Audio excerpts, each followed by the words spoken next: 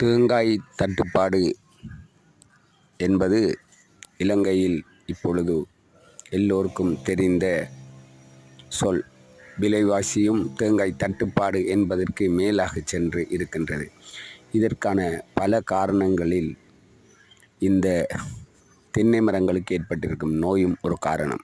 அந்த வகையிலே இந்த தென்னை மரத்திலே இப்பொழுது வெண்ணி, ஒயிட் ஃப்ளை என்று சொல்லப்படுகின்ற இந்த வெண்ணீக்களால் இந்த தென்னை மரங்களுடைய ஓலைகள் அதில் இருக்க பச்சையங்களை உறிஞ்சி குடித்து விடுவதால் படிப்படியாக ஓலைகள் ஒரு பகுதி அல்லது முழுமையாக இறந்து அடுத்த ஓலைகளுக்கும் அந்த பூச்சிகள் நகர்வதால் அவை மெதுவாக அடுத்த ஓலைகளும் செயலிழந்து முழுதாக தென்னை மரமும் பாதிக்கப்படுவதனால் விளைச்சலும் குறைந்து விடுகிறது. இதுதான் உண்மை.